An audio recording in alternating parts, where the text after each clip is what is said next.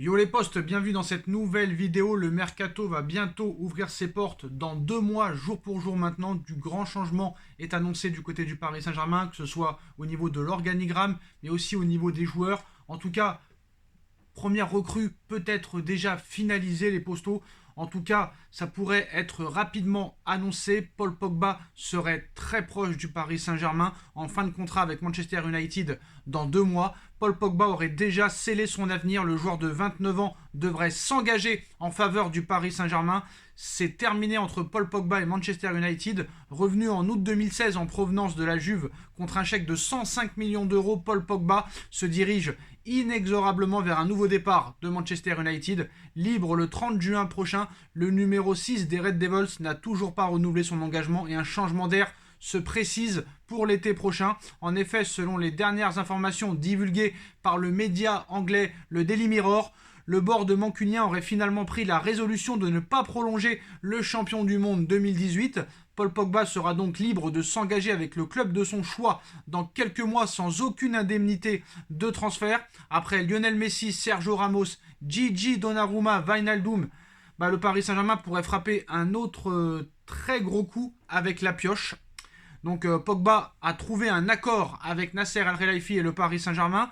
Donc il y a aussi Foot Mercato qui a récemment révélé que le Paris Saint-Germain faisait le forcing pour mettre la main sur Paul Pogba à l'issue de la saison. La direction parisienne a même déjà transmis une proposition contractuelle à Paul Pogba, avec toutefois un salaire moins élevé que la dernière offre de prolongation de Manchester United. Donc ça prouve que Paul Pogba, l'argent n'est pas sa première priorité. Et aussi le média espagnol Todo Fiales qui indique ce vendredi soir que Nasser Al-Khelaifi se serait mis d'accord officiellement avec Paul Pogba il y a plusieurs semaines en vue d'une signature à l'issue de la saison. Donc voilà, Paul Pogba devrait normalement évoluer sous les couleurs du Paris Saint-Germain. Attention quand même à la Juventus parce qu'on sait que Paul Pogba aurait aussi aimé revenir à la Juventus de Turin, mais la Juventus n'en fait pas une priorité au milieu de terrain. La Juventus pourrait plus se mettre sur Sergej Milinkovic-Savic. Alors on a vu que Sergej Milinkovic-Savic est une piste de longue date de la part du Paris Saint-Germain qui était dessus en 2020, en 2021. Malheureusement, ça n'avait pas pu se faire. Je pense que si vraiment le PSG aurait voulu Sergej Milinkovic-Savic, Sergej Milinkovic-Savic aurait déjà été au Paris Saint-Germain depuis très longtemps maintenant. C'est vrai que la Lazio en demande entre 60 et 70 millions d'euros. Moi, je ne le trouve pas si exceptionnel que ça. Son agent Mateja Kezman, ancien joueur du Paris Saint-Germain, demande beaucoup d'argent, une grosse commission et ne s'entend pas forcément avec les actuels dirigeants du Paris Saint-Germain.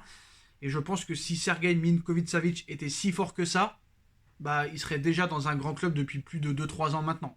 Alors que depuis 2019, tout le monde le veut, mais à l'arrivée, personne ne le prend. Donc voilà, je pense que Paris privilégie d'autres pistes comme Aurélien Tchouaméni, Christopher Nkunku, Paul Pogba, qui devrait être la première recrue parisienne d'ici 2 mois, les postaux. Donc voilà.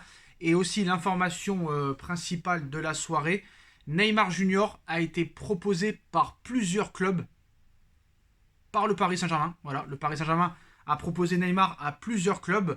Donc Neymar, c'est catastrophique depuis plus de 2 ans maintenant. Conspué et sifflé après l'élimination face au Real Madrid, surtout contre Bordeaux, après l'humiliation vécue en terre madrilène à l'occasion de ce 8e de finale de Ligue des Champions. Neymar a une nouvelle fois été pris pour cible par les supporters parisiens et à juste titre. Donc une mauvaise habitude que le Brésilien a souvent connue au sein du club de la capitale depuis son arrivée.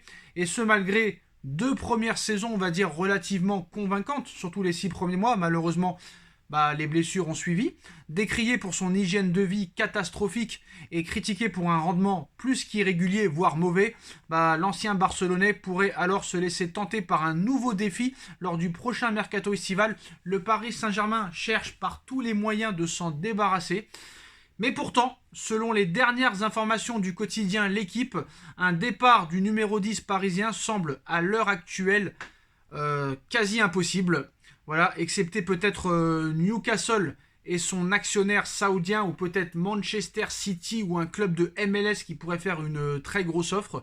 Aucun autre club, pour l'instant, ne paraît en effet avoir la surface financière nécessaire pour l'accueillir et il semble assez peu probable que Newcastle fasse rêver le Brésilien pour sa fin de carrière européenne. Déjà qu'en Ligue 1, le mec se fait fracasser la jambe. Alors en Angleterre, je vous raconte même pas. Sous contrat avec le Paris Saint-Germain jusqu'en 2025. Et en plus de ça, le joueur dispose d'une année supplémentaire en option, c'est-à-dire jusqu'en 2026. Neymar devrait donc poursuivre à Paris un an de plus au moins. Donc voilà, Paris va devoir se garder Neymar au moins jusqu'en 2025 minimum, voire jusqu'en 2026. Et ça va coûter très cher au club, même si le PSG n'a pas besoin d'argent.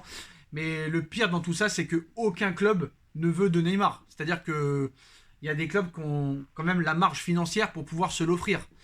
Peut-être Manchester City, peut-être aussi Newcastle, ou des équipes comme peut-être Manchester United ou d'autres clubs, hein, mais voilà, personne ne veut de Neymar vu son rendement catastrophique. Même en Ligue 1, les stats sont catastrophiques. C'est un joueur à problème et personne n'en veut. Voilà les postos, c'est les dernières informations de ces dernières heures. Dites-moi en commentaire ce que vous en pensez. On like, on partage, on commente, on s'abonne et on se retrouve très vite pour une nouvelle vidéo. Tchuss.